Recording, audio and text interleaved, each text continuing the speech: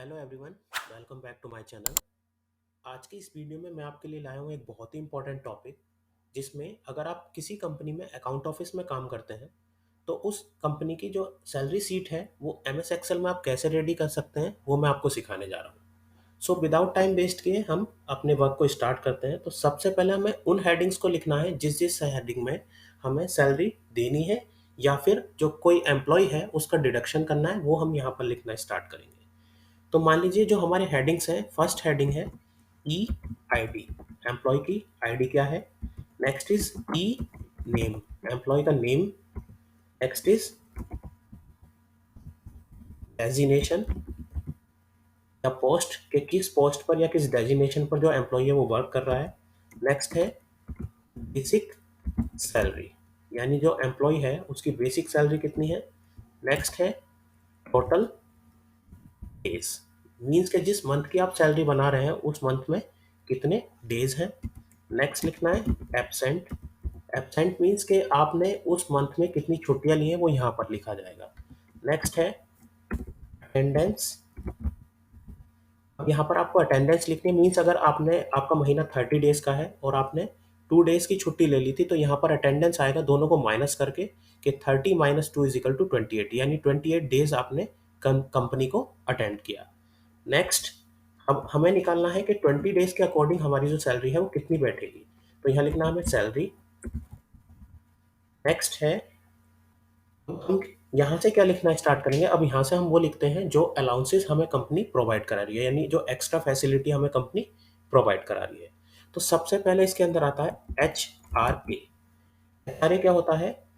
House rent allowances. House rent allowances का मतलब होता है कि कंपनी आपको हाउस लेने के लिए या कमरा लेने के लिए कितना रेंट प्रोवाइड करा रही है, तो वो HRA के अंदर लिखा जाता है। नेक्स्ट जो अलाउंस होता है वो होता है DA। ये का मतलब होता है dearness allowances, means the cost of living allowances, means के जैसे गवर्नमेंट है या कोई एम्प्लॉयर है, तो मान लीजिए हमारी सिटी में जो महंगाई है वो दिन पे दिन बढ़ती जा रही है, तो उस स्टैंडर्ड के हिसाब से हमें अपने आप को एडजस्ट करने के लिए जो कंपनी जो हमें अलाउंस प्रोवाइड कराती है उसको हम डीए बोलते हैं। नेक्स्ट इज कन्वेंस, ये कंपनी हमें आने या जाने के लिए क्या प्रोवाइड करा रही है, क्या कन्वेंस प्रोवाइड करा रही है। कन्वेंस का मतलब है किराया, कि क्या हमें किराया कंपनी दे रही है। नेक्स्ट है ग्रॉस सैलरी। ग्रॉस सैलरी का मतलब है कि जितनी भी फैसिलिटी हमें प्रोवाइड कराई है कंपनी ने, हमारी salary plus HRA plus DA plus conveyance, इन सबको जोड़ के हमारी ग्रॉस सैलरी आएगी। अब इसके बाद हम लिखना स्टार्ट करते हैं सभी डिडक्शंस को कि कहाँ कहाँ हमारी सैलरी कट होने वाली है। तो यहाँ पर सबसे पहला जो हमारी जो सैलरी कट होगी, हमारा EPF कटेगा। तो हमने यहाँ लिख दिया EPF। नेक्स्ट इज, अब हमारा जो नेक्स्ट डिडक्शन है वो है ESI, तो हमने ESI लिख दिया। Next is in and salary. अब सारे अलाउंसेस मिलने के बाद और सारे डिडक्शंस होने के बाद जो सैलरी हमारे हैंड में कितनी आएगी वो हमें यहाँ पता चलेगी।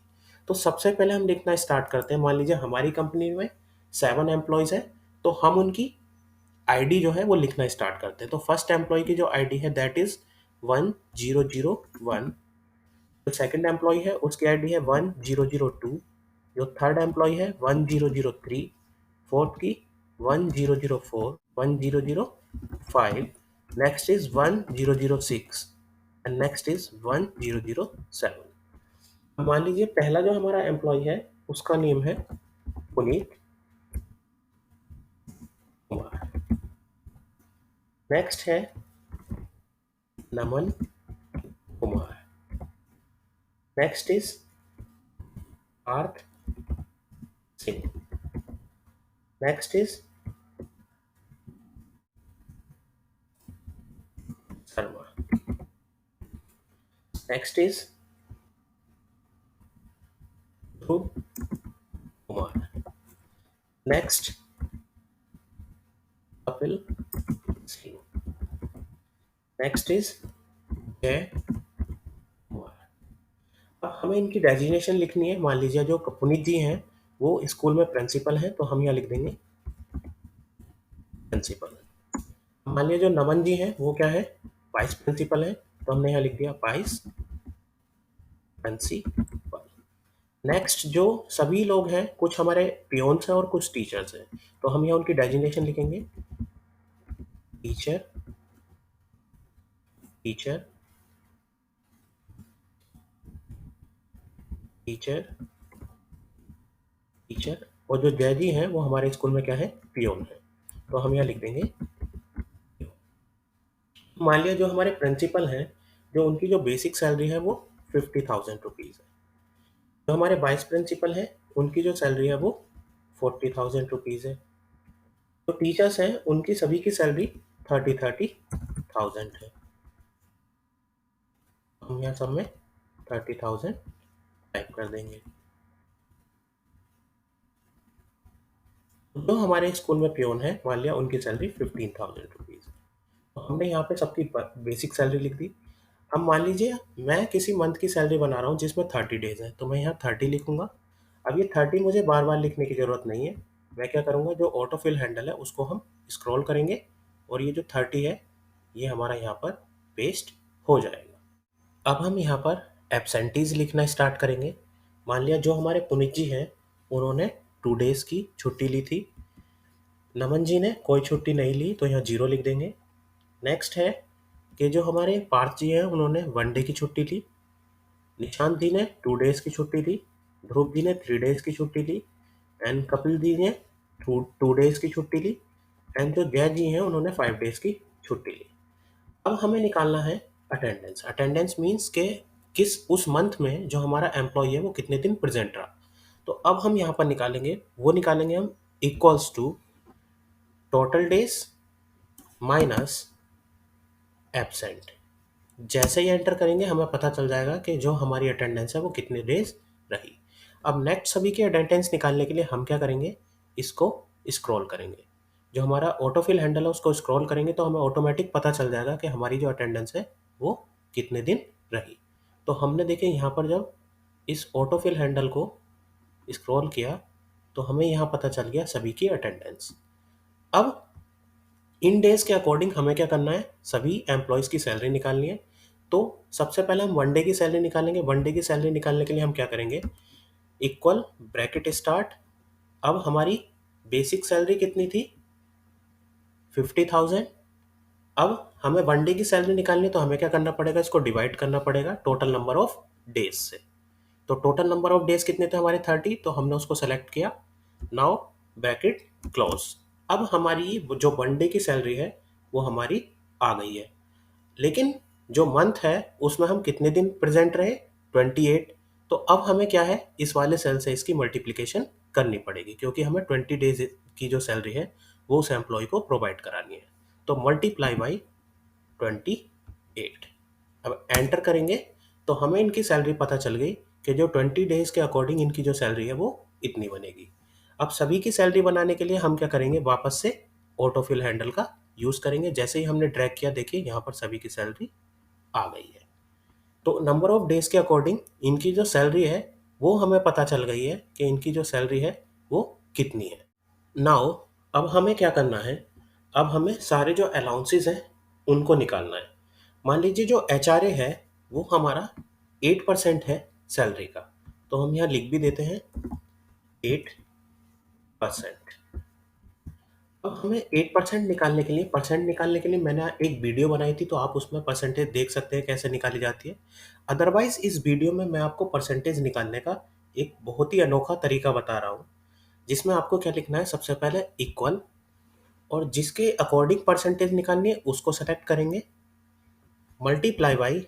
अब हमें यहाँ पर इसका 8% निकालना है, तो यहाँ पर हम लिखेंगे 8 और साथ में लिखेंगे परसेंटेज, और जैसे ही एंटर करेंगे देखिए यहाँ पर हमारी जो सैलरी थी उसका 8% निकल कर आ गया जो हमारा एचआरए है।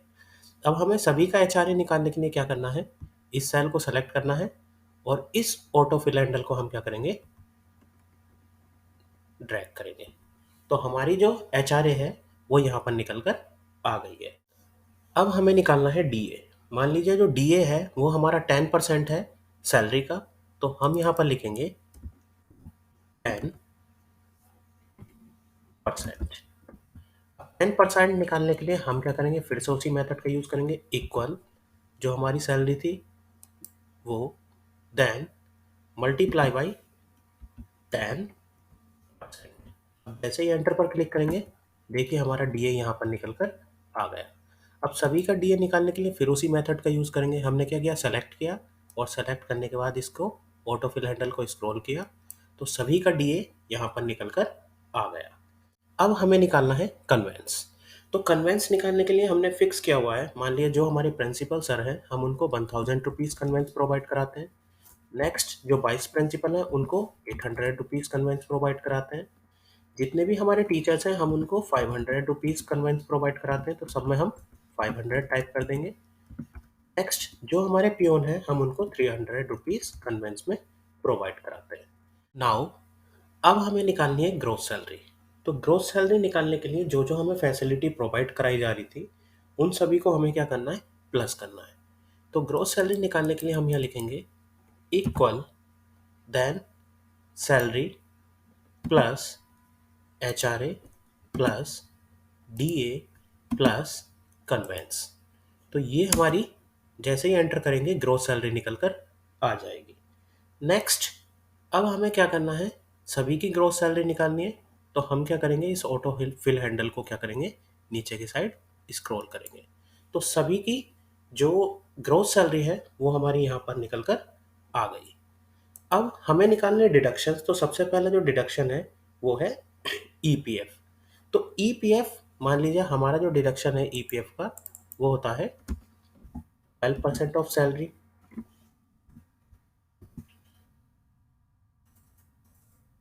अब हमें ये ईपीएफ निकालना है, तो इक्वल, अब हमारी सैलरी कितनी थी, ये मल्टीप्लाई बाई 12% निकालने के लिए फिर वही तरीका 12% और एंटर। तो हमें पता चल गया जो पुनीत जी का जो ईपीएफ है वो इतने रुपीस डिडक्ट होना है। नेक्स्ट अब हमें सभी का क्या करना है, ईपीएफ निकालना है। फिर से ऑटो फिल हैंडल को स्क्रॉल करेंगे और सभी का जो ईपीएफ है वो निकल कर आ गया। नेक्स्ट हमें निकालना है ईएसआई। अब ईएसआई निकालने के लिए हमें पता है ईएसआई हमने डिसाइड किया हुआ है 0.75% ऑफ द सैलरी। तो हमें ईएसआई निकालने के लिए अब हम क्या करेंगे, इक्वल, अब सैलरी को सेलेक्ट करेंगे। सैलरी को सेलेक्ट करने के बाद मल्टीप्लाई बाई 0.75%, और जैसे ही एंटर करेंगे तो हमारा ईएसआई निकल कर आ गया। अब हमें सभी का ईएसआई निकालना है, तो हम क्या करेंगे, इस ऑटो फिल हैंडल को स्क्रॉल करेंगे और यहाँ पर देखिए सभी का ईएसआई निकल कर आ गया। अब निकालना है हमें इन हैंड सैलरी। तो इन हैंड सैलरी निकालने के लिए हम क्या करेंगे, जो हमारी ग्रॉस सैलरी है ये, ठीक है, इसमें से क्या करेंगे हम, ईपीएफ और ईएसआई को माइनस कर देंगे।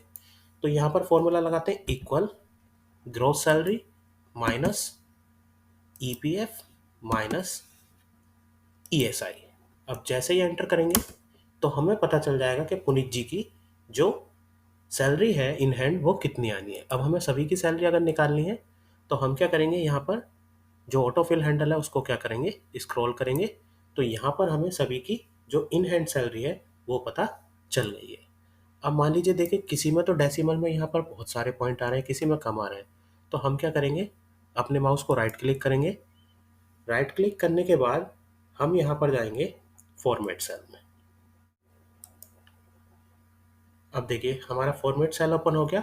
अब हमें क्या करना है, यहाँ पर कस्टम पर ओपन करना है। कस्टम पर ओपन करने के बाद में यहाँ पर देखो हमें एक फॉर्मेट दिख रहा है 0.00। तो यहाँ पर इसका मतलब यह है कि नंबर के बाद में टू जो डेसिमल है उसकी फॉर्म में हमारा जो रिजल्ट है वो आना चाहिए। तो इस पर क्लिक करके हम क्या करेंगे, जैसे ही ओके बटन पर क्लिक करेंगे तो आप यहाँ पर देख सकते हैं कि सभी की जो सैलरी है वो डेसिमल में आ गई है, और डेसिमल में जो है सभी नंबर्स के बाद में 2 डिजिट्स है। तो इस तरीके से हम क्या कर सकते हैं, किसी भी कंपनी में जो सैलरी है एम्प्लॉयज़ की वो निकाल सकते हैं। तो यहाँ पर अगर हमें लिखना है सैलरी सीट, तो इन सभी सेल्स को कंबाइन करने के लिए हम यूज़ करेंगे मर्ज एंड सेंटर, और यहाँ पर हम लिख देंगे सैलरी सीट, ठीक है। अब हमें क्या करना है, मान लीजिए ये जो हेडिंग्स है इनको क्या करना है, बोल्ड करना है, तो इनको बोल्ड कर देंगे। ये हमारे बोल्ड हो गए हैं। अब इनको थोड़ा एडजस्ट कर लेंगे।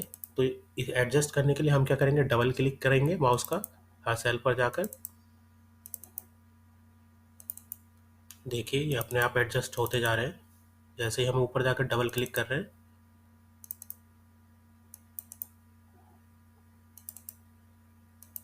अब नेक्स्ट मान लीजिए मुझे इसको थोड़ा हाईलाइट करना है, तो मैं इसको बोल्ड कर दूंगा।